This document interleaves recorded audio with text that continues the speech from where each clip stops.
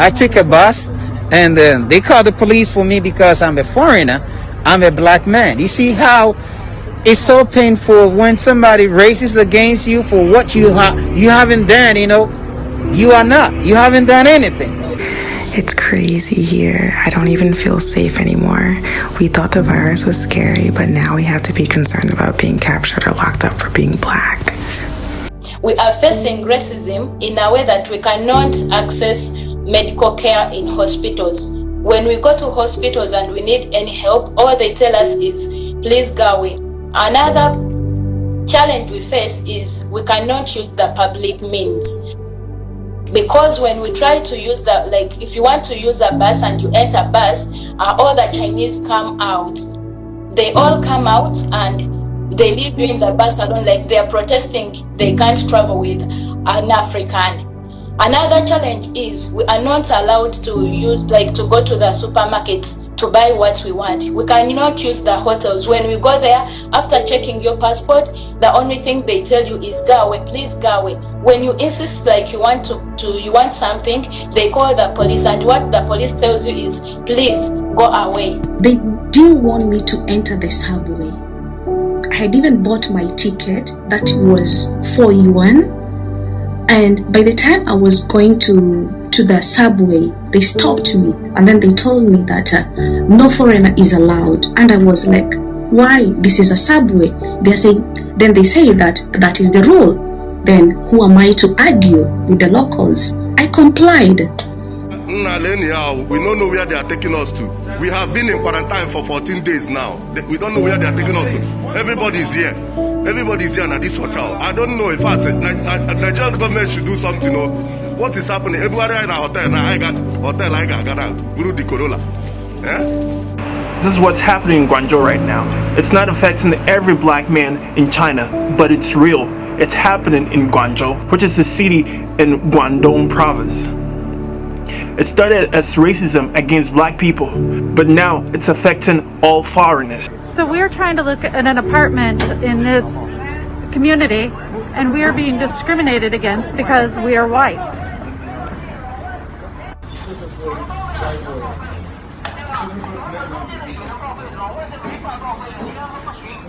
These are the people that won't let us into the community. We have a green health code, but they refuse to let us in only because we are white. So we've had to call the police. Meanwhile, we've been standing here for 15 minutes, infecting everyone with our whiteness. This is the wholesale market for medical equipment. They are letting Chinese buy masks, all the health gear to protect themselves against the virus. But as foreigners here, there's a Russian here, there's another Russian here, another Russian, there's a small girl here. They will not let foreigners go in. This is the guy. He says foreigners cannot buy masks or cannot enter, but Chinese can. We told them that we have all the documents, health certificates. They said they don't care. The police came and the police said, too bad, you can't enter. That's the rule of the building, so we can't enter. I told them, isn't this racist? They said no, they don't care. It's racist or not. That's their policy. Ever since Xi Jinping announced that the virus was essentially contained in China and that they could start reopening businesses and reopening factories, the numbers have been going up, but they've been blaming all of those new numbers, those new cases and the new deaths in China on what they call imported cases, meaning that they've contained it in China, but people coming back into the country are bringing it along.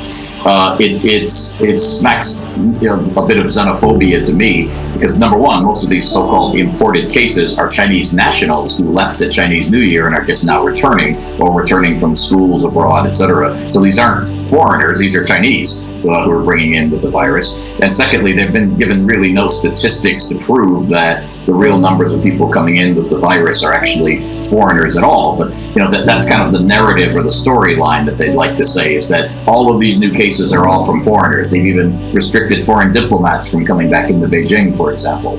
China has always had this kind of complex relationship with Africa, whereas, officially, they see the African countries as brothers. Lately, China has put a lot of development money into Africa. They built the African Union headquarters. They built the railroad from Nairobi to Mombasa. But and as a consequence of these, tens of thousands or millions of Chinese living in Africa, you also have a lot of African traders, African students who have gone over to China. And so, officially, on an official level, there's this kind of feeling of fraternity. On the ground level, people to people, the Chinese simply don't like them very much. They're basically there's a lot of racism. I've been to Guangzhou. I've been to that area that they call Little Africa, or more derogatorily, they call it the Chocolate City. The Africans tell me they feel discriminated against by the Chinese. Is your government mistreating Ugandans and indeed Africans in China? I don't think so. And I know you are talking about the situation in Guangzhou City.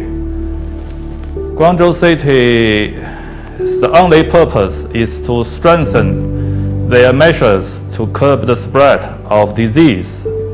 Because recently, they found a lot of imported cases from abroad. So that's why they want to strengthen their method. And their new measures result in a lot of misunderstanding and confrontation.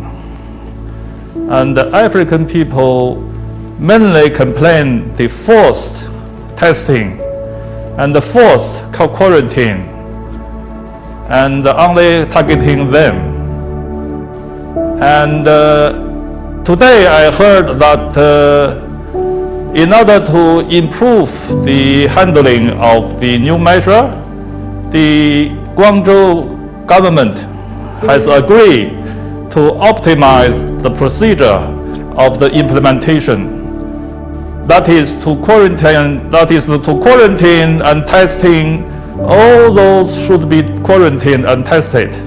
The Americans, Nigerians, and Ghanaian leaders have all condemned the Chinese for the inhuman treatment of black people in their country. Also, all the African leaders met with the Chinese to discuss what is going on. So where do you expect these people to be? They cannot be on the street, right? They cannot be outside. So I suggest that hotels also, we have a check. If they check the foreigner is okay. The foreigner has no virus, they can lodge him in a hotel. Instead of denying him not to lodge in a hotel. It could be dangerous also. This is your passport? Yes. This is Nigerian document? Yes, sir. It does not belong to anybody, rather than the people that Nigeria issue it to. The document belongs to you. Please hold it very well. It's a very important document to the federal government of Nigeria. They may keep it very well. If they are ready to give you the accommodation, then let them make photocopy of it. When they make photocopy of it, in line with, if you are going to be checking in the hotel, you need to be register your passport. Once they make photocopy of it, make sure they return your passport back to you with immediate effect. And then when you get to your room, please remain indoor. Don't allow anybody to come in. Lock your door at the back and then you come down there. Effort has been making here and in Nigeria. We are working on it. I'm sure very soon everything is going to be clear. Thank you and God bless you. Thank you, sir. Please give the passport to everybody. Okay, sir. Thank you very much. Thank you, sir. Thank you, sir. Thank you, sir.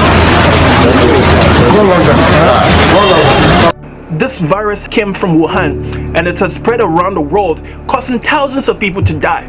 Have you seen any country throwing Chinese people on the street? Trump called the virus the Chinese virus and people are mad saying Trump is racist. But look at what the Chinese are doing.